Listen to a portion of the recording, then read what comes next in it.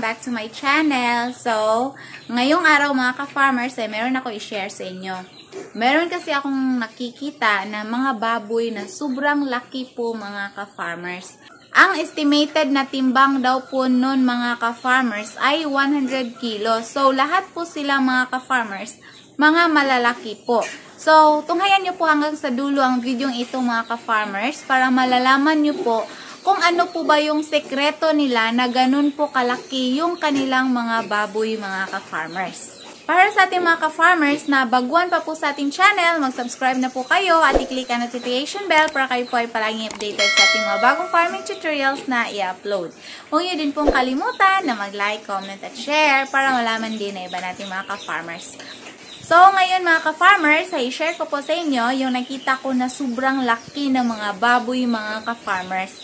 Mga 100 kilos daw po yung timbang na nila mga ka-farmers at nasa 3.5 months pa po sila. So, imagine that mga ka-farmers. Kung kayo po yung makakita, so parang ma-amaze po kayo. Hindi talaga maiwasan na maitatanong ninyo mga ka-farmers kung ano bang pinakain nito na sobrang laki naman po. So, talagang ma-amaze talaga kayo mga ka-farmers dahil hindi po sila nag-pure feeds. Yung commercial feeds nila mga ka-farmers, hinahaluan po. So, ano ba yung inihalo nila mga ka-farmers? Ang inihalo daw po nila ay fine corn. So, isa po daw yan sa nakasanayan nila mga ka-farmers ang maghalo ng fine corn sa kanilang mga baboy. Not only sa kanilang fatteners mga ka-farmers, pati na daw po sa kanilang inahin. At ito rin mga ka-farmers ang sobrang magpapa-amaze sa inyo. Dahil hindi sila sumusunod sa feeding guide. So tulad namin mga ka-farmers, hindi din kami sumusunod sa feeding guide. Pero yung sa kanila ay palagi lang naka-starter feeds yung kanilang mga baboy. Hindi sila gumagamit ng grower, hindi din sila gumagamit ng finisher, mga ganun mga ka-farmers. Starter lang po talaga yung pinapakain nila. Ever since nagbababuyan sila mga ka-farmers, starter lang po yung gamit nila dahil sa paniniwala nila, kung ang starter feeds daw ay mabilis magpapalaki ng mga biik, how much more yung mga malalaki na mga ka-farmers. Mas marami daw kasi yung nutrients ng starter na feeds kumpara sa mga grower, mga ganyan mga ka-farmers. So, sa kanila din yon na nakasanayan. Iba-iba kasi ng nakasanayan ang pagbababuyan mga ka-farmers. So, dito sa amin, nakasanayan namin na sumusunod talaga kung ano yung ipapakain namin sa kada stage ng baboy like pre-starter, starter, grower, finisher, pag malapit ng ibenta. Pero yung sa kanila ay starter lang.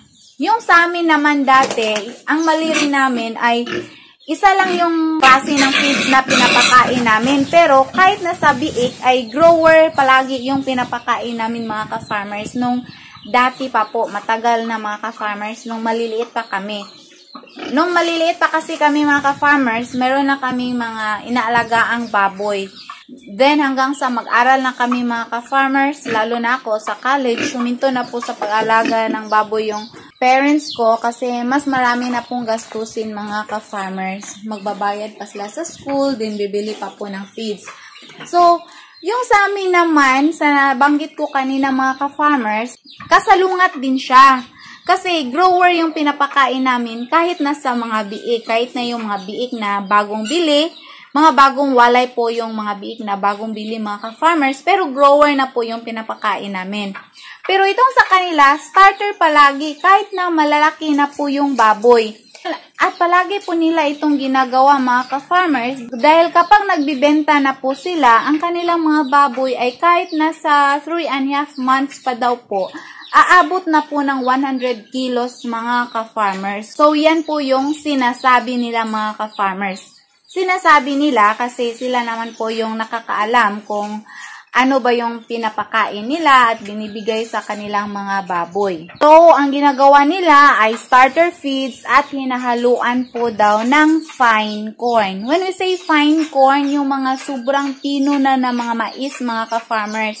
Yung sa akin kasi, kung walang darak ng mais, yung hammered corn. Pero yung hammered corn, malaki-malaki pa siya. Hindi siya sobrang pino. Unlike sa fine corn mga ka-farmers na sobrang pino po talaga. So, yan po yung sinishare nila. Kaya sobrang laki po ng kanilang mga baboy mga ka-farmers. Then, aside sa pagkain na binibigay nila na naka-fine corn at starter na feeds, syempre, yung mga genetics ng kanilang mga baboy, landrace at large white po. Sobrang ganda po talaga ng pangangatawa ng baboy mga ka-farmers. Kahit nga yung sa mga inahin nila mga ka-farmers, yung mga biik po, sobrang ganda po at ang mga inahin nila, manganganak po ng mga at least 10 piglets mga ka-farmers. So, kapag ang ating inahin ay manganganak ng at least 10 piglets, hindi na po tayo maluluging may-ari niyan mga ka-farmers. Lalo na po ngayon na mahal po ang presyo ng mga biik. Dito sa amin, nasa 3,500 to 4,000 po yung mga biik mga ka-farmers. Na wertihan lang po tayo kasi nakabili pa po ako ng 2,900 each dito sa tatlo mga ka-farmers. Sabi ng nagbibenta hybrid daw po pero meron akong isang subscriber na nagsasabi na mistiso lang. So okay lang kahit na ano mga ka-farmers, ang importante sa akin, nakakita ako ng biik na aalagaan. Out of stocks kasi palagi sa mga biik ngayon dito mga ka-farmers dahil sa nung panahon ng ASF, yung mga inahin na ibenta at yung iba naman ay natamaan talaga ng sakit, so namamatay po mga ka-farmers. Kaya hindi na masyadong maraming biik ngayon. Kaya kung meron man, sobrang mahal din. So, ganun po kaganda yung kanilang ginagawa mga ka-farmers. Balak ko po sanang tularan na palaging starter yung ipapakain sa aking mga baboy, pero ang iniisip ko kasi mga ka-farmers, kung palaging starter, ito kasing pagkain ng ating mga baboy, yung merong pre-starter, starter, grower, finisher, ginagawa po yan ng mga feed companies base po sa kanilang edad para matugunan kung ano ba yung mga nutrients na kailangan base sa ganyang edad mga ka-farmers. Pero as a hog raiser, iisipin din naman natin na kung maganda ang resulta ng ganun mga ka-farmers, so why not try, diba? So, yun naman po ang importante sa atin mga ka-farmers, ang magkakaroon tayo ng kita sa ating pag-aalaga ng baboy. So, itong sa akin mga ka-farmers, ayan, grower stage na po sila. Sa tingin ko, okay naman yung paglaki nila mga ka-farmers. Pero ngayon, yung pagkain nila, hinahaluan ko pa ng molasses at saka darak ng mais, yung pure na ultra pack grower feeds. So, ayan. At yung andito naman ng mga biik, mga ka-farmers, pre-starter pa po sila.